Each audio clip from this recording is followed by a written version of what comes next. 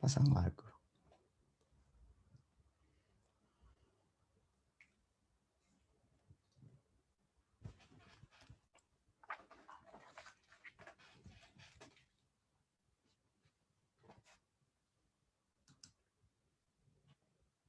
Avir harim salule kayain vereach orami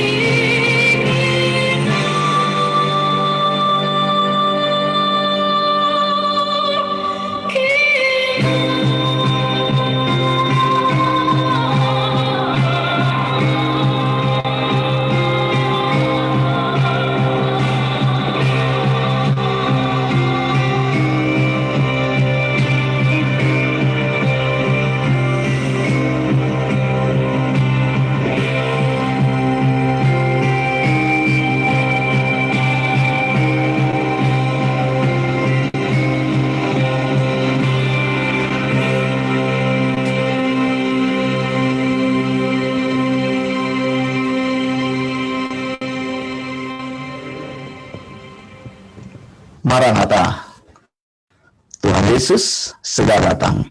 Itulah salam Gereja Perjanjian Baru. Saya Wanda Dumais dari Sydney, Australia. Saudara, lagu yang baru Anda dengarkan tadi dinyanyikan oleh Ofra Hafsa berjudul Yerusalem Sel Sahaf, sebuah lagu yang menceritakan tentang kerinduan akan Yerusalem, supaya Yerusalem itu bisa berdiri kembali, bisa menjadi kota yang menjadi penuh kemuliaan lagi. Saudara yang dikasihi Tuhan, malam ini saya ingin bicara mengenai expose. Kali ini saya ingin mengekspos praktek pelayanan dari Philip Mantova. Banyak dari Anda yang sudah tahu orang ini, Philip Mantova, yang tentu tinggal di Indonesia ya, karena dia melayani di Indonesia, dan sepak terjangnya cukup populer, begitu diikuti banyak orang, banyak yang share videonya. Malam ini kita akan kuliti satu persatu, memberikan penilaian yang adil, begitu ya. Kita tidak membicarakan kejelekan orangnya, tapi kita meneliti ajaran dan praktek orang tersebut. Karena ajaran yang benar itu menghasilkan praktek beriman yang benar. Sound doktrin akan menghasilkan praktek beriman yang benar. Ajaran sehat itu akan menghasilkan praktek beriman yang sehat. Baik, tidak perlu berlambat-lambat lagi. Kita akan membahas atau melakukan ekspos terhadap ajaran dan praktek hamba Tuhan ini. Dan engkau bisa sama-sama bersama dengan saya untuk mengamati ajaran-ajaran yang diberikan atau yang disampaikan dan dipraktekannya.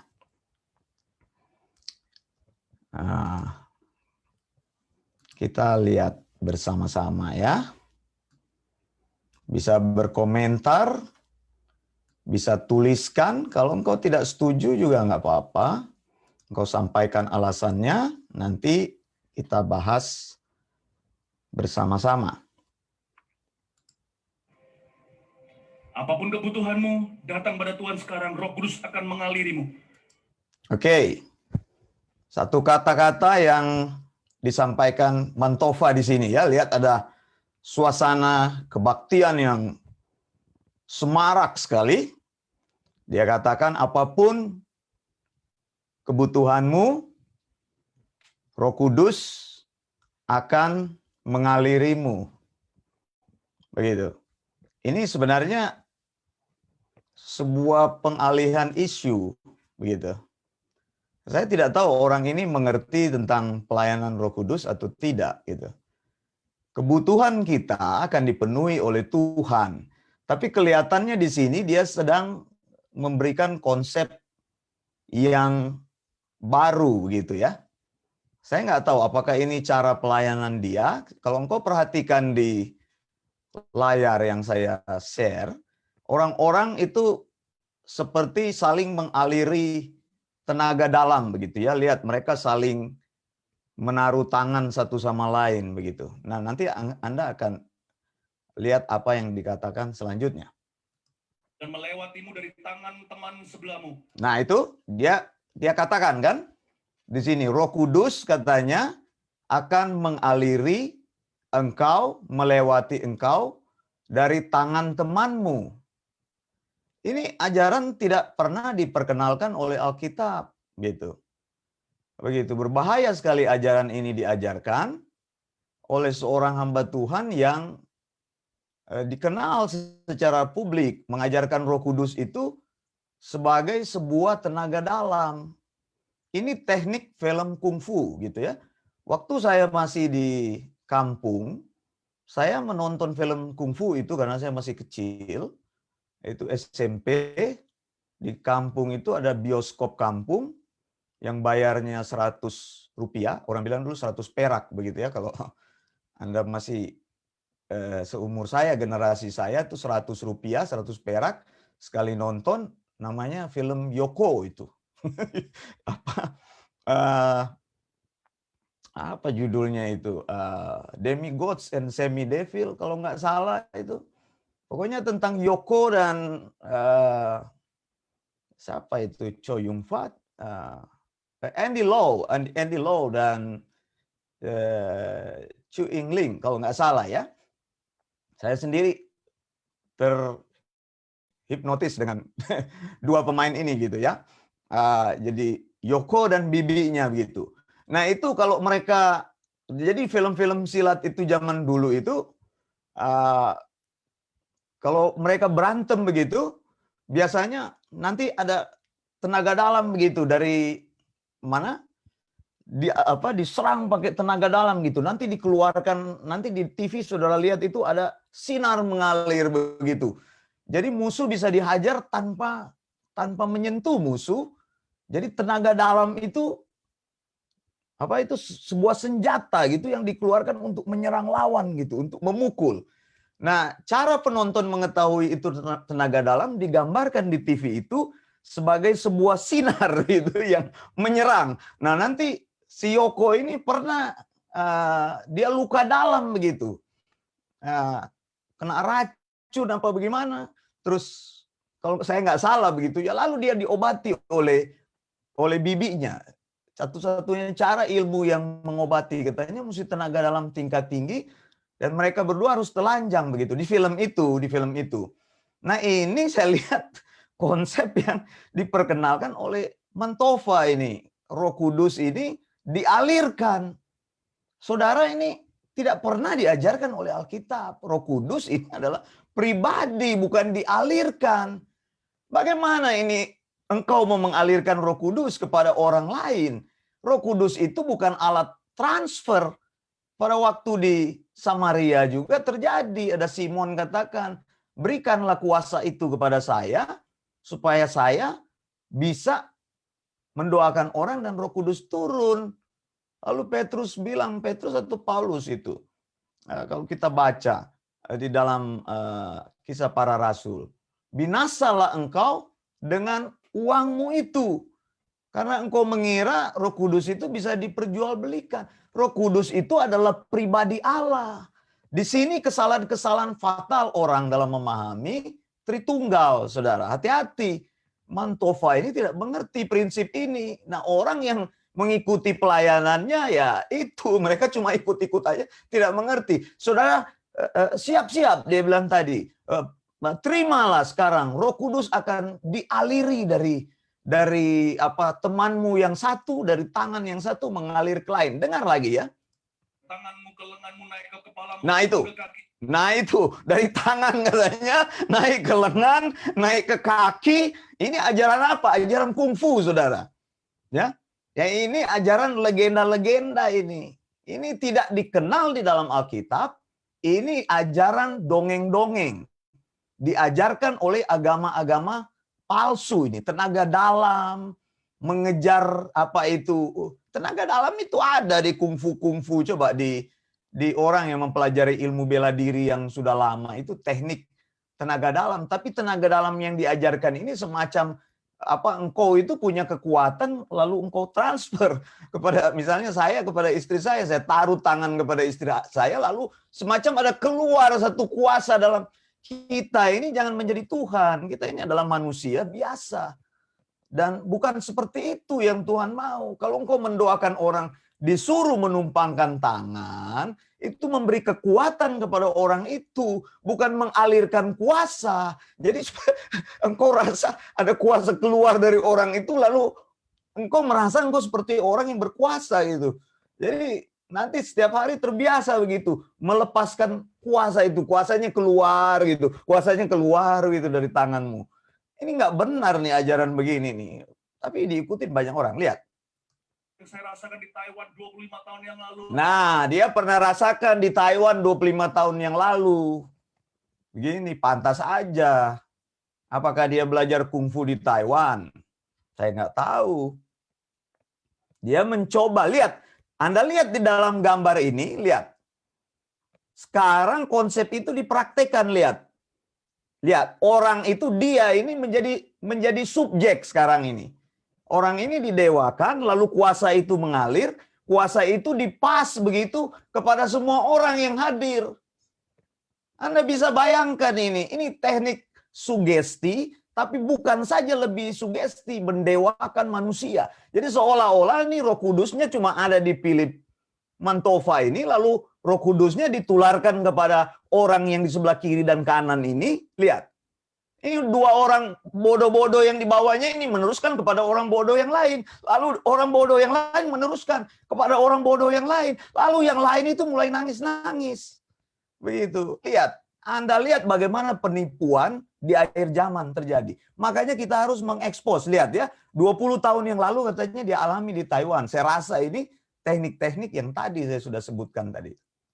Mengaliri tubuhmu ke orang sebelahnya. Nah itu apa kan? Yang saya katakan terbukti.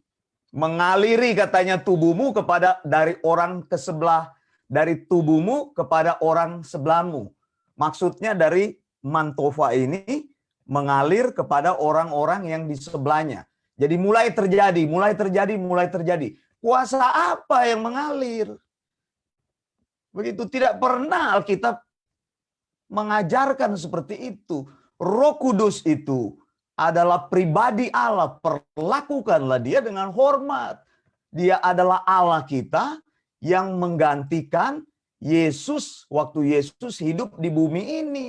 Yesus bilang, aku tidak akan meninggalkan engkau sebagai yatim piatu. Jadi ketika Roh Kudus datang ke bumi ini, era Yesus berakhir, era Roh Kudus dimulai untuk melakukan pelayanan anugerah keselamatan itu. Gereja ada di muka bumi ini. Jangan membawa gereja masuk kepada praktik perdukunan. Bagaimana ini?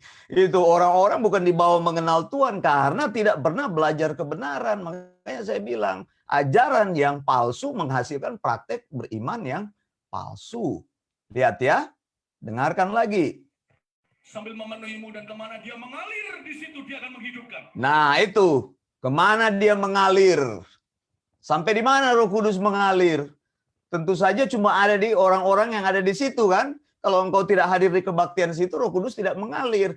Karena lingkarannya kan terputus. Kan cuma aliran di situ. Ya tenaga dalam itu dialirkan begitu. Ini kayak listrik ini begitu saudara. Kalau engkau belajar fisika, mechanical engineering, kalau engkau belajar electricity, ya, engkau akan tahu bagaimana teknik wiring itu. Wiring akan terhambat apabila di situ ada resistensinya.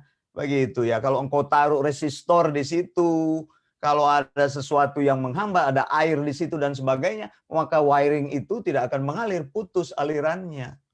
Roh Kudus tidak bekerja di situ. Alkitab katakan, coba lihat di dalam Alkitab, apa yang Alkitab katakan. Saya akan tunjukkan ini kepada saudara di dalam Efesus dikatakan.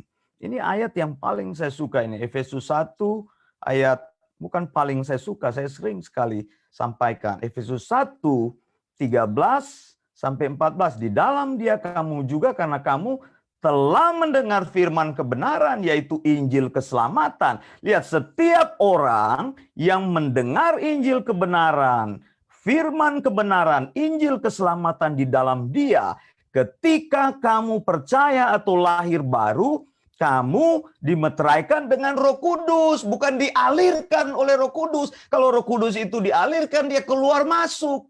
Ini sesat ini ajaran dari Mantova ini. Begitu, saya dengan orang-orang begini saya benci sekali karena melanggar firman Tuhan, menyesatkan dirinya dan menyesatkan orang lain. Lihat. Lihat lagi ya. Berhembuslah ya Roh. Nah, ini kuncinya, berhembus kan? Betul kan? Saya bilang kan, saya sudah tahu kemana arah dia bicara, berhembus. Berhembuslah Roh Kudus, lihat kan? Ini nanti akan ditunjang ini oleh performance yang lain, pasti. Teknik karismatik ini, teknik usang. Saya orang karismatik dulu, saya tahu bagaimana mengembangkan emotional audience itu ya. Saya sudah belajar itu, bagaimana membangun emosi audience sampai pada peaknya, lalu audience itu bisa menangis, menjerit-jerit dan histeris. Begitu ya. Nah, lihat di sini dia bilang berhembus. Sudah kan tadi saya katakan, jadi Roh Kudus ini sudah tadi tenaga dalam, satu, Roh Kudus itu electrical shock itu ya, sebuah aliran. Jadi dia tidak perkenalkan konsep Roh Kudus seperti apa. Jadi Roh Kudus cuma hadir di kebaktian dia. Jadi orang itu diajar untuk tergantung kepada dia. Lihat konsepnya di dalam kebaktian. Coba lihat di dalam video ini, lihat gambarnya yang saya freeze ini, lihat. Kelihatan kan ini dia pusat daripada segala sesuatu, lalu ada orangnya, lingkarnya kebesar, lalu semua nanti turun sampai lingkaran-lingkaran yang terakhir gitu kepada audiens yang hadir. Dengarkan lagi. Orang mulai histeris kan? Lihat, dia sudah mulai Jesus, lihat. Are you ready? Are you ready? Ready buat apa? Ready buat apa? Aku tanya kepada Mantova, ready buat apa? Ready buat terima tenaga dalam, gitu kan? Are you ready? Ya, lalu audiensnya bilang, yes, we are ready. Ready for what? No, we don't understand for what. The most important things, we are ready. Because you said, are you ready? Yes, we are ready. Orang-orang nggak ngerti ready buat apa. Begitu. Ready buat apa di situ? Coba lihat di sini. Lihat ya. Sudah histeris orang-orang. Mari bergandeng tangan. Nah, sekarang bergandeng tangan, lihat. Saya nyanyi sendiri dulu. Saya nyanyi. Berhembus. Nah, ini lagu gacoannya ini, lagu yang tidak alkitabiah ini, berhembuslah Roh Kudus. Saya kira dia dipengaruhi oleh lagu ini juga nih. Berhembuslah Roh Kudus begitu. Jadi Roh Kudus itu tadi dianggap sebagai tenaga dalam, sekarang Roh Kudus itu dianggap sebagai satu angin. Memang itu adalah lambang-lambang yang ada di dalam Alkitab. Roh Kudus dilambangkan sebagai air yang mengalir, dilambangkan seperti burung merpati. Tapi kita tidak boleh mempersonifikasikan itu sebagai satu pribadi. Sampai orang akhirnya limbung, kehilangan pegangan. Bahwa Tritunggal itu akhirnya hilang dalam pandangan Allah yang seperti apa yang kita kenal gitu. Begitu Allah yang kita kenal itu bukan Allah angin, negara api atau apa itu yang di Avatar, bukan seperti itu. Allah kita itu pribadi yang tegas gitu. Roh Kudus itu adalah pribadi, adalah Allah. Roh Kudus itu adalah Allah yang mendiami kita. Efesus tadi katakan seperti itu. Begitu, bahwa kamu dimeteraikan dengan Roh Kudus ketika percaya. Roh Kudus itu ada di dalam diri kamu. Begitu, bukan angin yang mengalir. Lihat ya, nih, lihat, berhembuslah Roh Kudus, lihat. Roh Kudus. Lihat ya. Di tempat. Ini orang sudah mulai menggunakan sugesti dirinya, lihat. Berhembuslah. Lihat ya. Lihat ya. Jadi saudara Roh Kudus itu digambarkan sebagai satu angin berhembus. Apa maksudnya Roh Kudus berhembus? Ini lagu tidak alkitabiah, saudara. Dikatakan berhembuslah Roh Kudus, berhembuslah Roh Kudus di tempat ini. Maksudnya apa Roh Kudus berhembus? Sekarang saya tanya, ayo Mantova, engkau jawab. Bisa nggak engkau jawab berhembuslah Roh Kudus? Maksudnya apa di tempatmu? Karena mau buat kebaktian supaya kebaktian itu menjadi hebat terlihat, baru Roh Kudus itu disuruh berhembus. Kedua, apakah Roh Kudus itu disuruh berhembus untuk mencontoh pengalaman Pantekosta?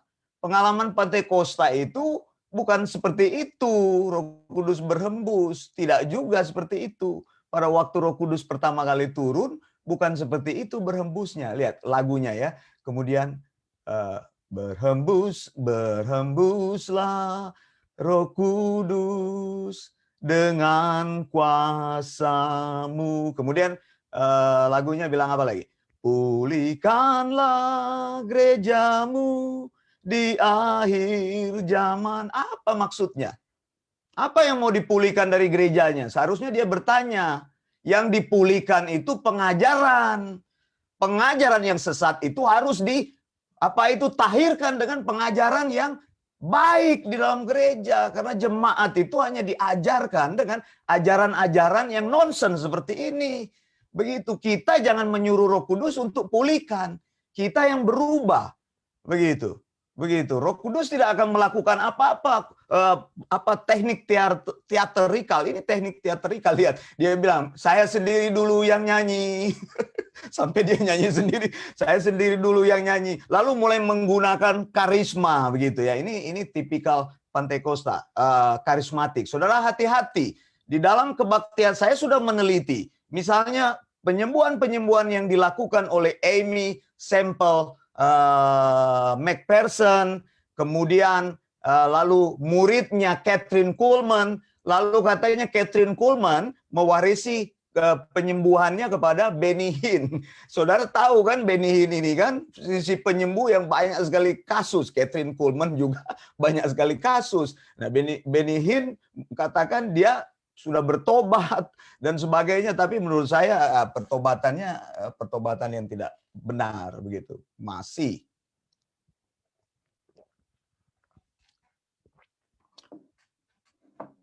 saja sebenarnya masih banyak hal-hal yang diragukan dalam pertobatannya. Ini kan orang-orang yang Benny Hinn ini master, tapi dia master dalam penyembuhan-penyembuhan ini. Saya pikir ini orang juga meniru konsepnya begitu. Katakanlah ingin membawa ini menjadi toko di Indonesia. Nah, Mantova ini ya sudah dikenal di Indonesia. Lihat banyak orang yang mengikutnya. Saya tidak mengurusi sebenarnya apa yang sedang mereka lakukan, tidak. Yang saya lihat dan kita lakukan secara objektif adalah bagaimana teknik-teknik atau cara-cara yang mereka lakukan karena dasar pengajaran yang tidak benar gitu ya. Makanya saya akan kritisi terus. Dan saya mau katakan ya, kalau saya lihat ada orang yang share-share di Facebooknya yang berteman dengan saya ini, Mantova ini, saya akan langsung delete begitu ya. Anda tidak akan saya izinkan lagi berteman di Facebook saya begitu, karena Anda menyebarkan ajaran yang sehat. Sekarang juga di Facebook saya sedang meneliti itu banyak melakukan delete, penghapusan orang-orang, dan saya pikir kalau Anda tidak merespon terhadap pengajaran kami, buat apa berteman? Banyak orang, saya menerima banyak sekali pertemanan Facebook, terus terang ya, ini terus terang. Di Facebook Wanda Dumais banyak yang meminta pertemanan, saya approve, tapi saya lihat kok tidak ada respon apa-apa. Tujuan Facebook kami dibuat untuk membuat orang mendengarkan pengajaran kami, menerima pengajaran. Dan apabila Anda tidak melakukan respon apapun, siapapun Anda, saya akan menghapus Anda dari pertemanan di Facebook. Dan juga yang share-share yang ajaran-ajaran sesat, banyak orang juga yang ajaran-ajaran corpus delicti apa segala, saya sudah hapus semua begitu. Karena Facebook saya dibuka untuk umum, jadi tidak perlu berteman sebenarnya. Anda bisa melihat tulisan-tulisan, mendengar ataupun mengecek video-video tanpa berteman. Maksud saya itu tidak perlu berteman, karena tidak kenal juga berteman kan tidak itu kan, kami sangat selektif begitu. Maksudnya berteman di Facebook kalau engkau tidak mengenal secara pribadi ya buat apa begitu. Jadi ini juga peringatan buat teman-teman begitu. Jadi kalau saya melihat juga orang-orang yang berteman dengan saya di Facebook, saya lihat kalau tidak ada nama tidak ditulis dengan baik, lalu foto juga tidak ditulis dengan baik, ini saya bilang pengecut gitu ya. Seringkali mereka itu seenaknya ngomong di Facebook begitu. Mereka ngomong, mereka identitas mereka itu mereka sembunyikan gitu. Fotonya tidak ditaruh, nama itu tidak ditaruh dengan benar. Ada yang pakai nama Israel, pasang foto gambar mirip Yesus begitu. Saya tidak suka seperti itu. Anda kalau mau jadi anak yang terang, pakai foto yang benar, nama yang benar, lalu beritakan firman dengan benar. Jangan berlindung di balik itu. Sudah banyak orang yang saya hapus, mereka mau lagi berteman, saya sudah tidak approve lagi. Kepada mereka yang mau lagi berteman, saya saya akan cek. Ada banyak sekarang yang sudah saya gantung di Facebook karena tidak perlu banyak-banyak berteman di Facebook. Yang penting orang yang merespon pengajaran, karena itu yang kami kejar dalam teknik komunikasi di sosial media. Nah, kemudian saya lanjutkan ya. Tadi sudah sedikit disinggung. Dengan kuasa-Mu. Lihat lagunya sengaja temponya dibuat slow sekali, pelan-pelan. Ini teknik untuk membuat emosi orang terangsang. Lihat, Mantova mulai memainkan peranan, lihat ya.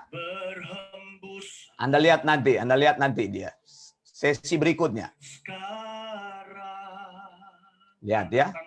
Nah, lihat dia sudah mulai suruh angkat tangan. Lihat, dia sudah mulai suruh. Dia sudah melakukan kontrol massa, lihat. Orang-orang di samping dia tutup mata, dia membuka mata untuk melihat situasi. Ini dinamakan teknik mengontrol audiens. Lihat, di kiri kanan mereka kan lihat, orang-orangnya tutup mata semua. Mantova buka mata terus. Dia perhatikan kiri kanan, melihat audiensnya. Lihat, lagunya slow, nadanya dibuat slow mungkin. Jadi temponya diperlambat.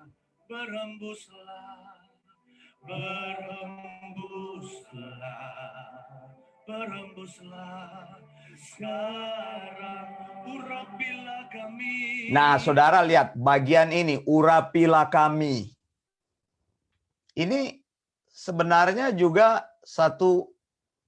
bukan sebenarnya, ini ajaran yang sangat kacau ini, urapi. Urapi apa? Kata pengurapan hanya dikenal di dalam perjanjian lama. Pengurapan itu berhubungan dengan office, berhubungan dengan jabatan. Pengurapan itu berhubungan dengan penyakit. Kalau ada orang yang sakit, itu minyak urapan itu bagaikan sebuah obat. Jadi digunakan minyak urapan itu. Begitu ya. Lalu untuk mentahbiskan raja itu digunakan juga minyak urapan. Begitu. Jadi sebagai sebuah office. Nah, urapan itu menyatakan juga siapa yang di-appointed Tuhan. Nah, kata urapan itu Masiat itu atau Kristus itu menunjukkan kepada Kristus. Mengapa kita memakai kata urapan di dalam hidup kita? Karena urapan itu harus fokus kepada seseorang yang datang atas nama Tuhan, yaitu Kristus sendiri. Jadi kita tidak perlu diurapi. Urapi dengan apa? Dikatakan, ini lagu, makanya saya katakan tidak alkitabiah ini lagu ini. Ini suka dinyanyikan oleh gereja Pentakosta dan gereja karismatik ini. Berhembuslah Roh Kudus. Sudah awalnya tidak alkitabiah, berhembus, Roh Kudus mana berhembus, disuruh berhembus di tempat. Jadi tiap kali orang nyanyi, dia berharap Roh Kudusnya berhembus. Dia nggak tahu Roh Kudus ada di dalam diri dia. Jadi tiap kali kebaktian, ya Tuhan, kami undang Engkau hadir di tempat ini. Ya Roh Kudus berhembus. Jadi itu saudaranya itu mengundang Tuhan. Kedua mengurapi. Ketiga itu tadi? Berhembus begitu. Jadi itu bersaudara semua itu kata-kata itu begitu. Pasti ini lagu ini. Jadi dia ada hubungannya. Lalu minyak baru, apa maksudnya minyak baru? Apa maksudnya minyak baru ini? Ya, new oil atau new wine. Ini kan sebenarnya sebuah era pada waktu itu Tuhan bicara bahwa nanti akan ada era baru menunjuk kepada era Roh Kudus datang. Ya, kalau Roh Kudus sudah datang, mana ada lagi diurapi dengan minyak baru, begitu ya. Jadi saudara harus hati-hati di sini. Kita harus teliti pengajaran-pengajaran dan praktek-praktek beriman daripada orang-orang yang kelihatannya benar. Apalagi orang ini pengikutnya banyak. Lihat. Lihat saudara. Teliti terus, coba. Dengan minyak baru. Lihat ya, semua orang membuat ikatan lingkaran. Ini kalau dalam posisi COVID-19, ini orang-orang ini sudah terinfeksi semua. Begitu. Jadi semua orang, Anda kenal dengan orang, nggak kenal dengan orang sebelah kiri kanan, Anda disuruh saling berpegangan tangan, begitu. Karena apa? Nah, lihat tangannya, lihat jarinya. Jarinya tadi itu diangkat seperti ini ya. Saya lama memimpin ujian di karismatik ya, yang disebut dengan worship leader ya. Saya menjadi penyanyi, memimpin musik, bermain musik. Jadi kode begini ini adalah kode untuk naikkan nada. Jadi memang kebaktian ini bukan kebaktian yang biasa, saudara. Mereka sudah persiapkan sejak awal. Kebaktian ini dirancang sedemikian rupa, settingnya dibuat sedemikian rupa. Anda lihat, lightningnya dibuat sedemikian rupa, tata panggungnya dibuat sedemikian rupa, kemudian musiknya itu dia sudah di drive oleh Mantova. Jadi awalnya dibawa dengan tempo yang sangat lambat sekali, lalu kuncinya dibawa dengan kunci yang low, ya, kunci yang rendah. Kemudian tadi Mantova angkat jarinya tadi. Saya sudah tunjukkan tadi. Lihat jarinya sudah bermain. Kalau Anda di kejauhan Anda tidak melihat itu. Untung aja menggunakan kamera karena spot langsung kepada dia, maka bisa terlihat dia memberikan kode kepada pemain musik. Kuncinya dinaikkan. Nah, ini satu teknik permainan emosi untuk audience. Jadi Anda mesti tahu dalam kebaktian yang besar, emosi atau pertemuan yang besar itu, cara memainkan emosi audience itu seperti itu. Jadi pertama musiknya itu musik yang sangat sentimental, tapi dimainkan dengan low tune, lalu slow, kemudian pelan-pelan itu berusaha membangkitkan emosi orang. Tadi kan baru awal orang sudah trance, sudah nangis, histeris dan sebagainya. Lalu dia mulai minta kunci yang lebih tinggi. Roh Kudus. Lihat, naik kan? Musiknya sudah naik, lihat. Mantova tetap menguasai situasi. Dia tetap buka mata. Dua orang yang menjadi kunci tutup mata, lihat di bawah-bawah dia tuh. Lihat, saudara. Ini permainan sugesti. Permainan sugesti. Lihat, semuanya diarahkan untuk tidak terputus memegang satu sama lain. Jadi seolah-olah pada waktu menyanyi, tenaga dalam Roh Kudus itu sedang mengalir begitu. Ayo rasakan. Ayo rasakan. Ayo rasakan. Ayo rasakan. Ayo rasakan. Iya. Ayo sama-sama katakan dia. Nah, ini sudah mulai histeris ya, sudah tinggi nadanya. Lihat audiens yang hadir, lihat sudah mulai. Mantova sudah dapat gripnya di sini. Dan pola ini akan terus berulang dalam kebaktian dia. Dia pasti akan menggunakan pola yang sama. Saya sendiri tidak tahu kapan kebaktian ini terjadi, tapi ini jelas bukan karangan saya ya. Itu ada di sebelah kanan ada watermarknya Philip Mantova. Jadi memang ini video dari mereka ya.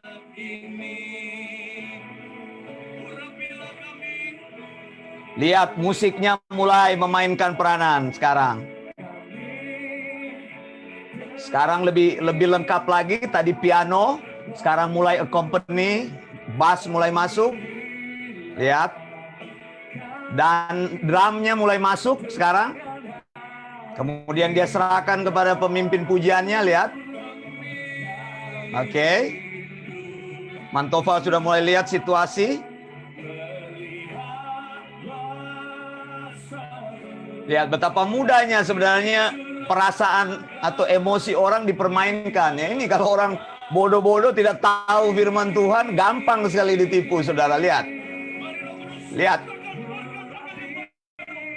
Lihat, saudara. Dia bilang apa tadi? Dia bilang apa? Mari Roh Kudus, curahkan urapan minyak yang baru. Apa maksudnya? Apa maksudnya? Tadi bilang minta Roh Kudus berhembus, sekarang minta minyak yang baru. Maksudnya apa? Sekarang engkau mau minta apa? Engkau minta Roh Kudus atau engkau mau minta minyak yang baru? Minyak yang baru itu apa? Engkau mau minta kuasa yang baru. Tadi engkau bilang kalau kita bergandengan tangan maka Roh Kudus itu akan mengalir bagaikan kuasa. Apa maksudnya? Nggak jelas. Tapi orang tidak mempertanyakan karena mereka sementara berhalusinasi sendiri. Orang yang punya masalah di rumah begitu, orang yang apa itu, orang yang sedang ya di rumah nggak punya beras, ya Tuhan tolong berembuslah Roh Kudus supaya saya bisa punya uang Tuhan untuk ini memberikan harapan-harapan yang palsu. Memang pengajar-pengajar sesat seperti itu tidak memberikan firman tapi mengajarkan teknik-teknik emosional instant begitu. Jadi on the spot mereka mainkan emosi massa, nanti massa pulang lega sampai di rumah dia tahu, aduh iya ya dompet kosong, nggak ada uang mau beli beras. Begitu. Ini contoh yang saya mau contohkan bagaimana seseorang bisa memainkan emosimu kalau engkau tidak pernah belajar firman. Begitu. Saya concern dengan pengajaran-pengajaran mengajarkan orang pengajaran yang sehat supaya engkau tidak ditipu oleh pandito-pandito atau pendeta-pendeta begajul. Coba lihat.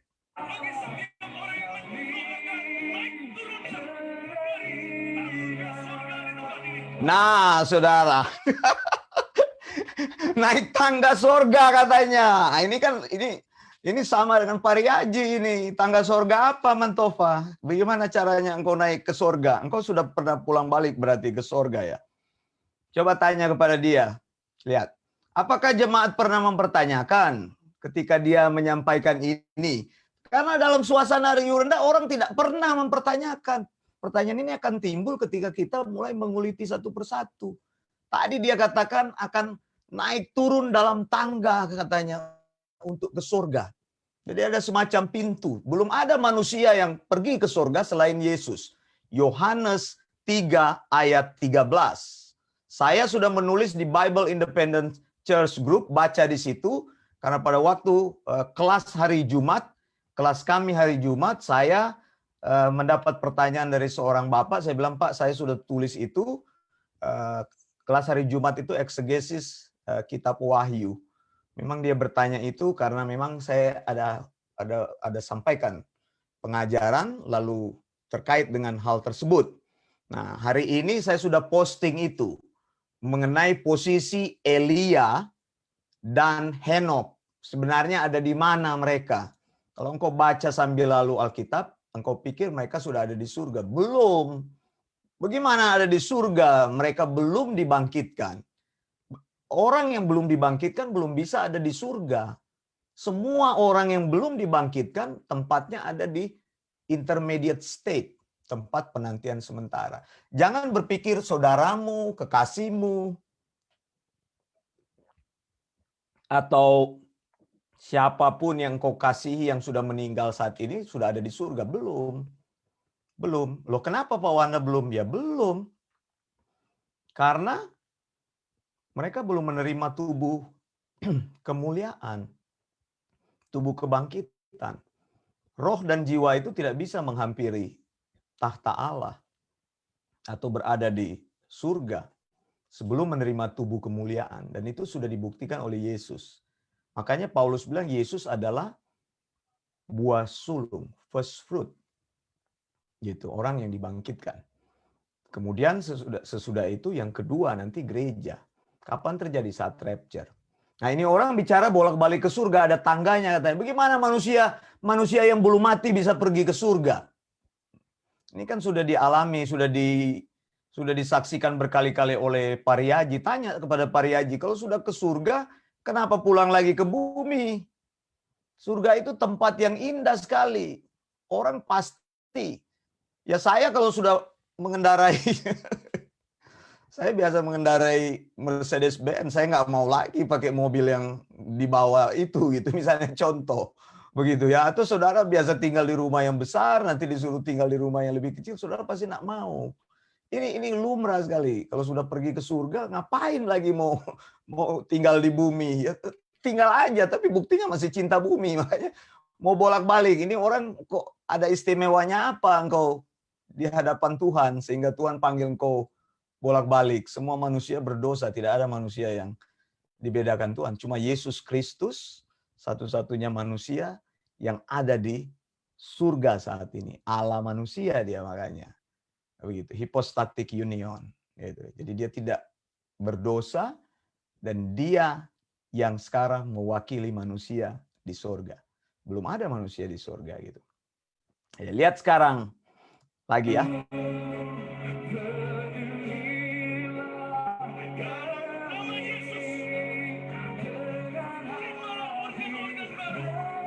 Lihat.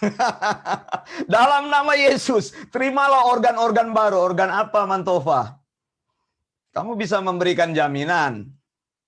Orang yang kena ginjal bisa datang ke tempatmu tanpa melakukan operasi. Bagaimana? Bagaimana saya tantang? Orang di Australia aja orang harus dioperasi, ditukar ginjalnya kok. Kalau orang sudah kena ginjal ya sudah tidak ada harapan hidup, pasti akan mati. Meminta organ baru apa? Tuhan Yesus menjanjikan kepada kita itu kehidupan yang kekal, bukan kehidupan yang menyenangkan di bumi. Semuanya akan berakhir kehidupan di bumi. Kenapa memberikan janji-janji surga telinga begitu? Terimalah organ-organ baru. Ini ngomongnya enak sekali, dia bilang terima organ-organ baru. Orang yang kena hati saja, tanya itu sama Dahlan Iskan yang kena penyakit hati itu, kanker hati. Kamu kalau kena kanker hati, kamu harus mencari hati yang baru dari organ donor itu dan lakukan transplantation itu hati itu. Kamu harus cari yang cocok. Itu prosesnya nggak gampang itu, belinya di Cina gitu. Mungkin banyak orang yang mau jual hatinya atau bagaimana saya nggak tahu. Dahlan Iskan pernah lakukan itu dan sukses. Ya saya tahu dari berita gitu. Saya tahu dari berita dan dia membukukan cerita itu di Facebook dia. Saya ikutin waktu itu. Bagaimana dia pergi ke Cina waktu itu.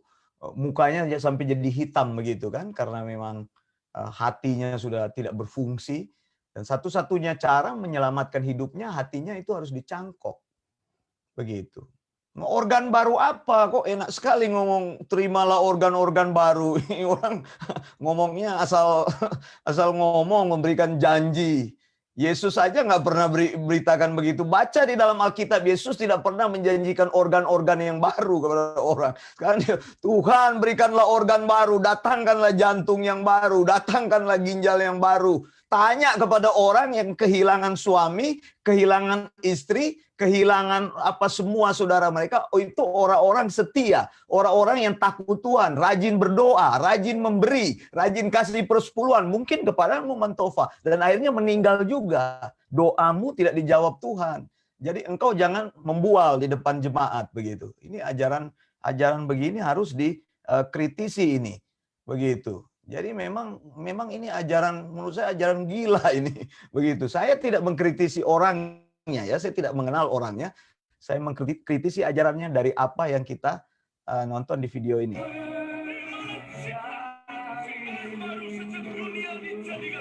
Nah, lihat, terimalah ciptaan-ciptaan baru sejak dunia dijadikan. Maksudnya apa? Maksudnya apa? Nggak ada artinya kata-katamu. Terimalah ciptaan baru. Tuhan menjadikan kita ciptaan baru manusia baru itu bukan membaharui tubuh kita. Gitu. Dibaharui kita menjadi manusia spiritual, manusia rohani itu adalah manusia yang sudah dilahirbarukan oleh Allah. Kalau sudah lahir baru mengenal perkara-perkara rohani, itu manusia rohani, manusia roh. Jadi bukan keutamaannya bukan di dalam tubuhnya, ya. Saya membaca pada waktu itu ada teman kami begitu ya, saya tahu papanya, bukan saya tidak berteman dengan pendeta itu. Dia kaget pada waktu dia dibilang dia kena kanker begitu. Lalu dia mulai membukukan juga pengalaman-pengalaman dia di Facebook. Orang ini sudah meninggal gitu. Semakin dekat kematiannya dia bilang, aku tidak takut bahwa aku tahu hidupku di dunia ini cuma sementara. Ya betul Pak. Begitu. Saya mengaminkan apa yang dia katakan. Dia bilang, aku tidak berdoa meminta kesembuhan karena toh semua manusia akan mati.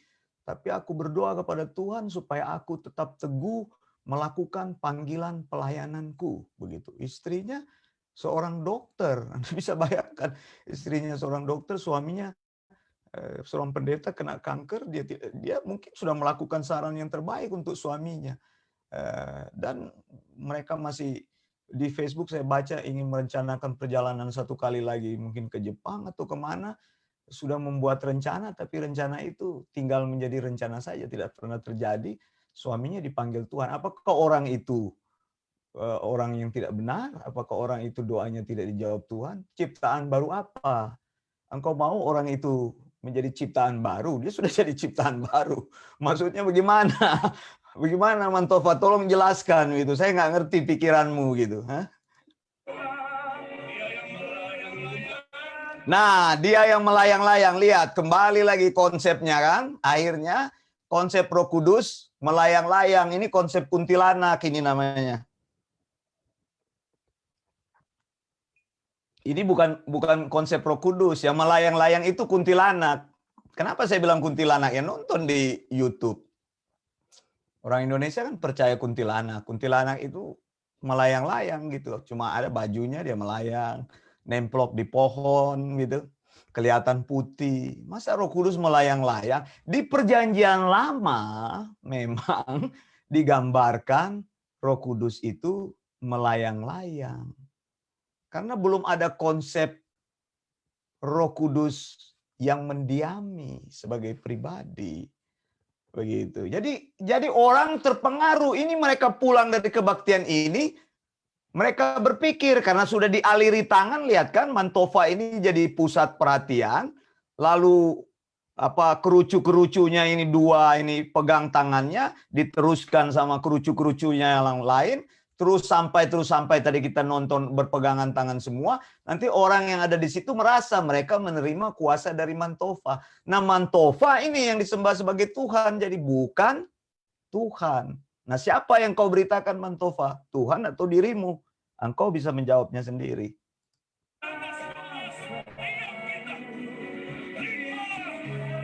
Lihat, terimalah.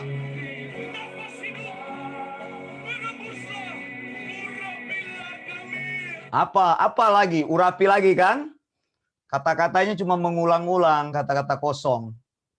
Urapi, berhembus.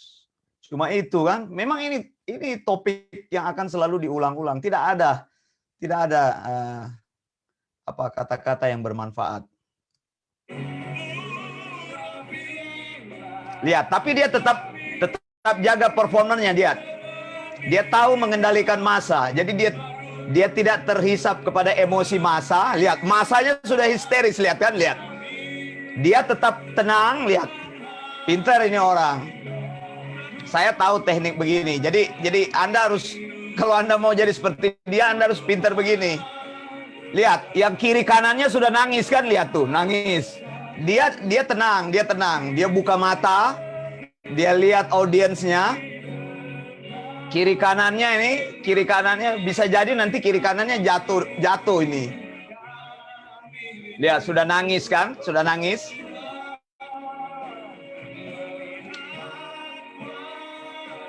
Mantova tetap biasa dia. Mantova tetap biasa. Kelihatannya dia sudah biasa melakukan ini, jadi dia sudah melatih berulang-ulang, jadi dia kendalikan emosinya.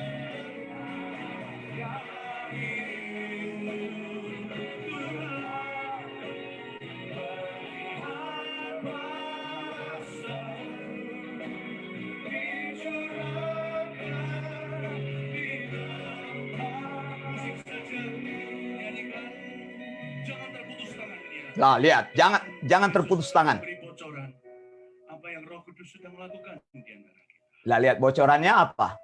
Telinga kiri seseorang yang selalu keluar nananya, pendengaran Anda sebenarnya boleh dikatakan sudah hilang. Hai roh tuli, pergi dalam nama Yesus beserta dengan nana-nanamu. Bawa semuanya ke jurang maut. Kami tidak. Apa maksudnya? Ada roh tuli, buang ke jurang maut, bagaimana itu? Maksudnya apa? Begitu, jangan ngarang-ngarang. Ah, kamu melayani Tuhan kok pakai ngarang-ngarang untuk meningkatkan popularitasmu. Begitu. Untuk mengumpulkan massa dan apa itu, memberikan impresi kepada orang lain. Itu dibilang ada bocoran katanya, telinga kiri bernana. Ya saya bisa juga ngomong begitu. Banyak orang yang saya doakan tanpa saya bertanya masalahnya apa, dia bilang kok Wanda tahu, kok Pak Wanda tahu? Saya juga pernah berdoa kepada orang lain yang suaminya berselingkuh, saya bilang, ya saya cuma karang-karang aja namanya Feni ya. Oh iya betul Pak Wanda, itu selingkuhan suami saya. Maaf yang namanya Feni, bukan maksudnya saya itu nggak kebetulan aja waktu itu saya doakan gitu, tepat namanya orang. Tapi saya nggak bisa bilang ini bocoran yang Roh Kudus bilang. Begitu. Jangan jadi ahli nujum. Begitu. Kita orang percaya kok mengajarkan teknik Mama Loren. Ini kan banyak orang percaya yang mengutip itu, siapa itu? Mama Loren itu punya apa itu, apa namanya itu, Mama Loren sering membuat apa tafsiran, apa bukan tafsiran, sering sering bernubuat begitu, begini jadi orang percaya begitu. Nah ini orang Kristen juga begitu, hamba Tuhan juga sering begitu. Bahkan dia bilang tadi ke jurang maut. Maksudnya jurang maut itu apa? Sekarang saya tanya. Jurang maut itu hanya satu istilah yang Tuhan pakai untuk membinasakan iblis nanti. Begitu, jurang maut. Kenapa pakai istilah itu? Maksudnya apa? Begitu, keluar sama nananya, tidak ada apa itu pendengaran, lalu ada di jurang maut, roh tuli. Jadi kan orang Kristen kadang-kadang begitu. Kalau miskin dibilang roh kemiskinan, mengikat. Kalau kena sakit dibilang kena kutuk. Kalau orang Kristen kena COVID, nanti dibilang terkutuk. Kalau orang Kristen anaknya belajarnya nggak betul, dibilang roh kebodohan. Bahkan si Pariaji lebih gila lagi. Apa itu? Aku berdoa, semoga engkau terlepas dari kutuk pisau operasi. Jadi kedokteran itu dianggap kutukan gitu. Kalau engkau pergi ke dokter itu dianggap kutukan. Kalau engkau minum obat itu dianggap kutukan. Begitu. Nah, saya mau satu cerita ini. Jadi satu kali saya pelayanan, lalu saya terserang batuk begitu. Serang batuk, saya pergi ke puskesmas karena batuknya kok sudah semakin sering. Minum obat yang biasa nggak mempan. Lalu dikasihlah sama dokter puskesmas itu banyak obat kan. Saya minum obat begitu, lalu ada ibu-ibu. Dia lihat saya. Dia tegur saya di depan orang begitu. Kamu ini pendeta tidak beriman. Kenapa kok tiba-tiba kok marah-marah ke saya? Kenapa tante? Pendeta itu harus beriman. Maksudnya beriman bagaimana? Ya itu. Kamu itu pendeta masih minum-minum obat. Ya saya bilang, ya saya sakit batuk, ya saya minum obat. Ya harusnya beriman. Minta Tuhan sembuhkan.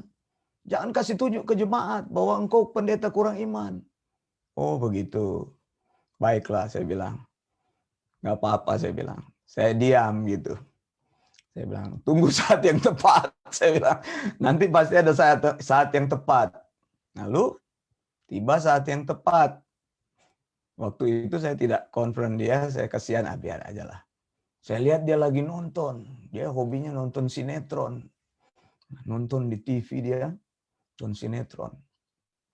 Karena TV-nya kecil, dia nonton agak dekat. Dan dia sudah agak berumur, dia pakai kacamata. Terus saya bilang, ini sekarang saya mau balas. Saya bilang, tante, itu kacamata apa yang dipakai tante? Oh, ini kacamata minus. Oh, kacamata minus. Sudah minus berapa? Oh, sudah tinggi. Soalnya tante kan sudah tua. Oh, coba dilepas kacamatanya, bisa melihat bagus nggak? Nggak bisa. Oh begitu, jadi maksudnya minus itu untuk melihat jauh ya Tan? Iya. Oh, itu kacamata obatan. Dulu waktu kemarin Tante bilang ke saya, harus beriman, nggak boleh minum obat. Sekarang saya tantang kepada Tante, jangan pakai kacamata, nonton TV, mau nggak? Dia terdiam, sejak itu dia malu sekali sama saya. Karena apa? Karena dia menganggap semua yang obat itu adalah kutukan Tuhan. Ini banyak orang-orang Kristen karena dipengaruhi ajaran-ajaran yang kayak Mantova ini. Begitu. Jadi hati-hati saudara. Jadi Tuhan memberkati orang-orang lain dengan kemampuan untuk mereka sekolah kedokteran, dan sekolah dokter itu sekarang juga mahal bayarnya, susah jadi dokternya saudara. Jangan bergembira mereka yang masuk sekolah kedokteran. Nah, saya sudah amati dari kemarin, dari dulu sistem perekrutannya. Jadi jangan berpikir jadi dokter itu jadi kaya. Banyak orang yang sudah lulus jadi sarjana kedokteran nggak berhasil jadi dokter gitu. Jadi maksud saya kita perlu menghargai apa yang Tuhan anugerahkan kepada keahlian-keahlian manusia gitu. Orang-orang sesama kita. Jangan cepat mengutuk orang dengan kata-kata yang saudara pikir apa itu bahwa saudara lebih beriman dari dia hanya karena dia mungkin kurang beruntung pada saat seperti itu. Oh, kamu anak Tuhan kok, masa kamu dipecat dari pekerjaan? Kamu anak Tuhan, masa kena COVID?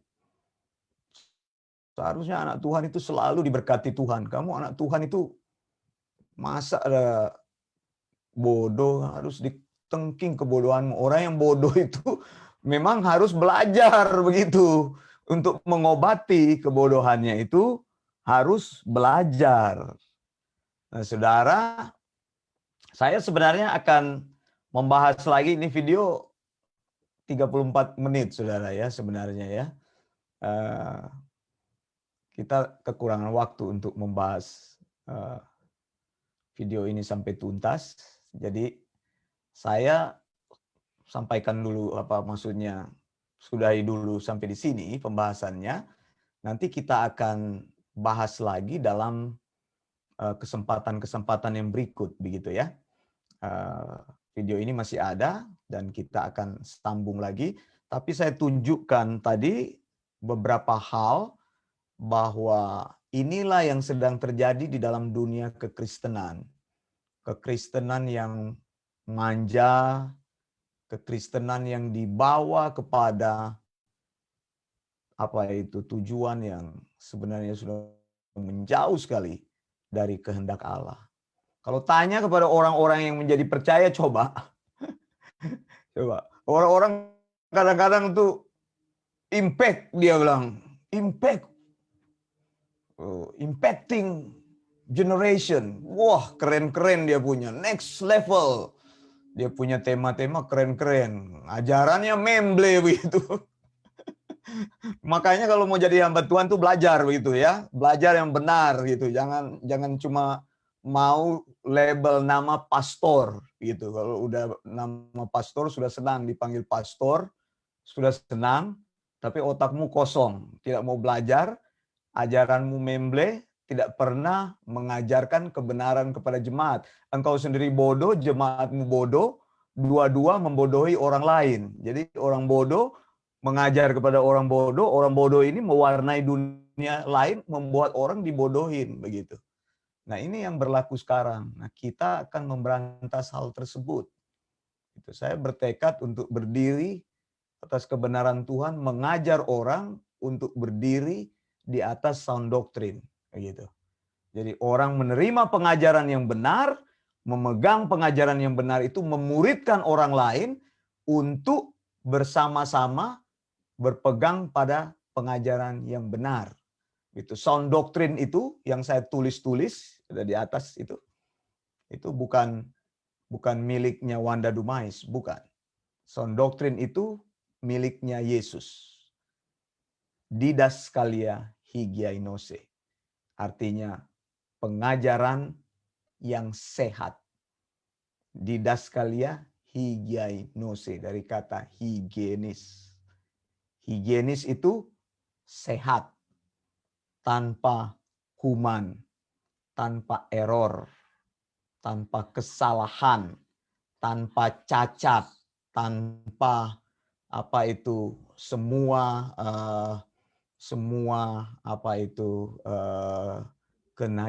kenajisan, semua ajaran-ajaran yang dikorupsi begitu. Bukan Injil yang diskon begitu ya. Jadi Yesus mengajarkan sound doctrine. Sound doctrine itu diteruskan kepada rasul-rasul ketika Yesus naik ke surga.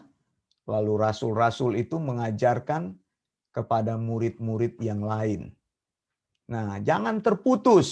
Sempat terputus sound doctrine ini di tahun 300 gereja menjadi limbung. Mulai masuk ajaran-ajaran yang bukan dari sound doctrine. Paulus sudah membangun sound doctrine yang ketat. Akhirnya tahun 300 mulai masuk. Nah, itu cikal bakal persepuluhan. Kalau engkau mau tahu kenapa persepuluhan itu uang, yang mau berdebat dengan saya tentang persepuluhan boleh. Gitu. Saya kasih tahu aja sejarah ini bagaimana persepuluhan itu menjadi uang itu. Kenapa jadi banyak pendeta-pendeta kaya? Kenapa banyak persepuluhan itu diselewengkan?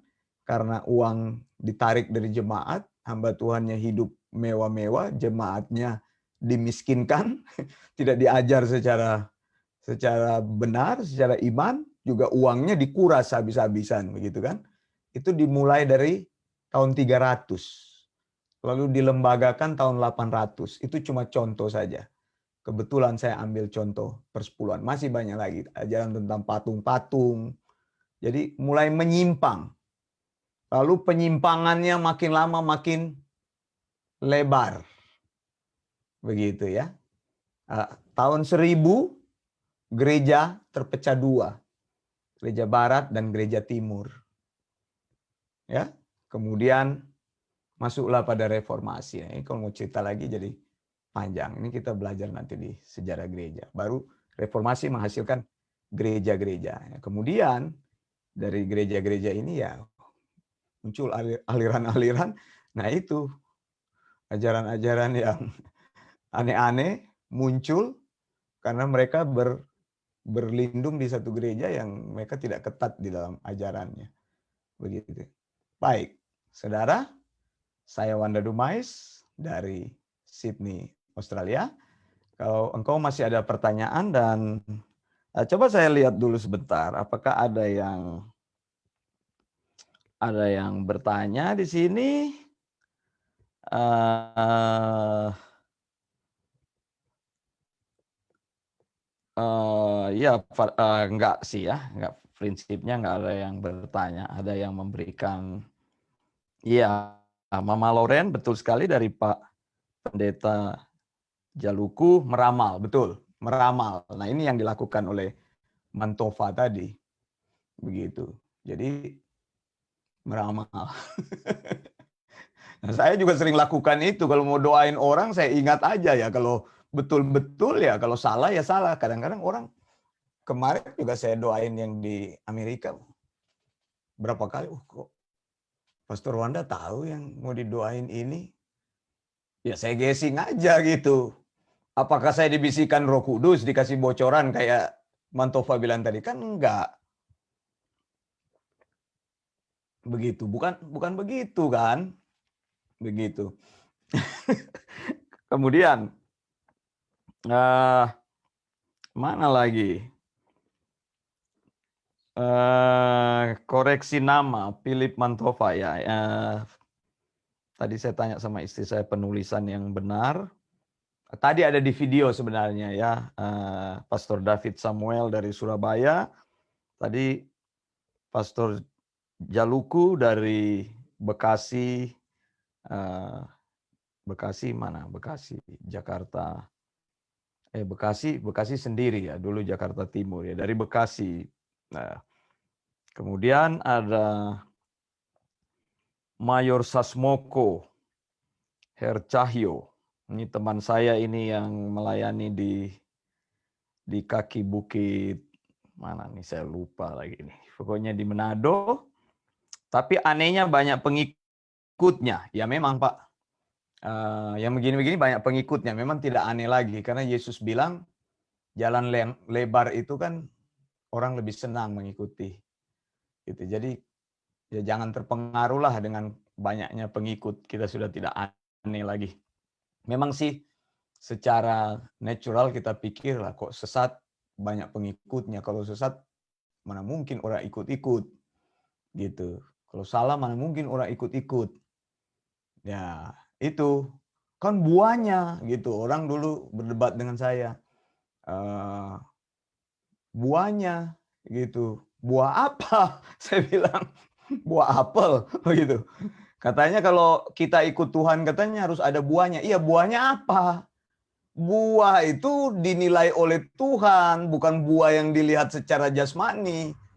Jadi Anda berpikir benihin itu sudah rohaninya sudah hebat karena buahnya itu berbuah bagi Tuhan. Benihin itu uangnya banyak, dia punya istana, dia punya pesawat pribadi, dia dijaga bodyguard, itu kan buah yang Anda mau lihat. Pengikutnya banyak, contoh aja, saya bisa kasih contoh yang banyak sekali hamba-hamba Tuhan yang hebat-hebat, yang maksudnya hebat dalam hal engkau mau katakan buah gitu. Buah apa? Gitu. Ini kita tidak bicara buah seperti ini. Buah pelayanan yang Tuhan inginkan itu adalah apa yang keinginan yang dari Tuhan sendiri, yang menilainya adalah Tuhan. Jadi kalau Anda bicara buah, kita tidak bisa bicara buah, Tuhanlah yang menilai. Begitu. Ada orang yang dalam hidup ini, ada pendeta yang melayani ya, sampai mereka mati, mereka tidak menghasilkan apa-apa. Betul. Betul. Tetapi sesudah itu, orang yang melayani itu, dia memetik hasil itu. Pendeta itu tidak menghasilkan apa-apa. Buah apa? Apakah ini fair? Silakan Anda menilai. Saya membaca di dalam sejarah-sejarah. Makanya otak dibuka, baca buku, baca pengalaman orang. Jangan menilai sepihak begitu. Anda tahu pendeta-pendeta yang melayani di mana itu, daerah terpencil, ya, di pedalaman. Mereka itu melayani. Saya pernah baca satu pendeta yang dia sampai frustasi, marah sama Tuhan. Dia datang situ, istrinya meninggal, anaknya meninggal. Dia melayani bertahun-tahun, tidak ada hasilnya. Bahkan dia mau dibunuh. Begitu. Dan sampai dia mati tidak ada hasilnya. Kemudian hasil itu terjadi sesudah orang yang menggantikan dia, maksudnya generasi berikut. Namanya sudah tenggelam. Buah apa yang dihasilkan? Kita tidak bisa menilai seperti itu. Begitu. Sekarang saya tanya tentang buah lagi. Paulus. Apa yang Paulus hasilkan? Buah apa? Yesus buah apa yang Yesus hasilkan? Kalau kita melihat dengan mata jasmani tidak ada. Yesus orang miskin. Orang miskin Yesus. Buah apa? 12 rasul? Cuma 11 yang berhasil? Apa? Bahkan Yesus mati. Dihukum mati. Anda tahu penjahat yang dihukum mati? Kita karena kita baca Alkitab, pikiran kita sudah positif. Tapi di mata orang lain, Yesus itu adalah penjahat. Ya, coba Anda taruh pikiran Anda kepada orang-orang penjahat yang dihukum mati. Kriminal. Seperti itulah Yesus di mata mereka. Paulus juga begitu. Dihukum mati juga. Tidak pernah diadili. Tidak punya apa-apa. Bekerja Paulus menghidupkan pelayanannya. Siang malam bekerja, siang malam bekerja. Begitu. Buah apa? Begitu. Jadi terima kasih untuk Pak Mayor dari Gunung Lolombulan kalau nggak salah. Pak Mayor Sasmoko ya. Kemudian Pak Ulpa. Ya, betul Pak Pendeta, kok bisa ya manusia nature-nya penuh dosa, kok bisa ya membuat seakan-akan Roh Kudus sebagai ini dia. Luar biasa, Roh Kudus disuruh-suruh. Roh Kudus jadi pembantu gitu ya. Roh Kudus berhembuslah. Ini kan teknik tenaga dalam, ingat nih. Coba perhatikan nanti pelayanan dia akan terus. Formula ini akan digunakan karena sudah berhasil satu kali. Ini kan saya cuma ambil satu contoh. Masih ada pelayanan-pelayanan yang lain yang dia kerjakan pasti. Ini kan cuma satu contoh. Modelnya pasti sama karena sudah berhasil begitu. Jadi nanti diginiin nih. Jadi low key dulu, baru key-nya naik, kemudian temponya dinaikkan lagi. Lalu dia sudah profesional, dia menguasai. Tadi Anda tidak melihat dia tutup mata sedikit pun, betul nggak? Betul kan? Dia kontrol sepenuhnya situasi. Orang yang sebelah dia sudah nangis. Ini memang teknik mengendalikan massa. Kalau Anda sebagai pembicara, Anda jangan tutup mata. Gitu. Anda kontrol, lihat Anda punya situasi sekitar gitu. Jadi orang-orang di sekeliling dia lihat. Kemudian membuat tadi seolah-olah Roh Kudus itu dilepaskan dari dia. Waduh, ini ajaran kacau ya. Kemudian Ibu Kristen bilang banyak sekali orang yang suka dengan hal-hal yang menyukakan emosi, betul ya, karena sebenarnya mereka ingin mencari Tuhan tapi mereka belum menemukan. Ya, saya kira itu Ibu Oike Abraham. Ya, Bu Oike, di Zoom kita tidak buka karena nanti besok ya Bu ya untuk doa ya. Kita doa sama-sama. Karena memang ini kelas yang terbuka. Kalau kelas terbuka kita tidak membukanya untuk Zoom. Kita hanya membuka untuk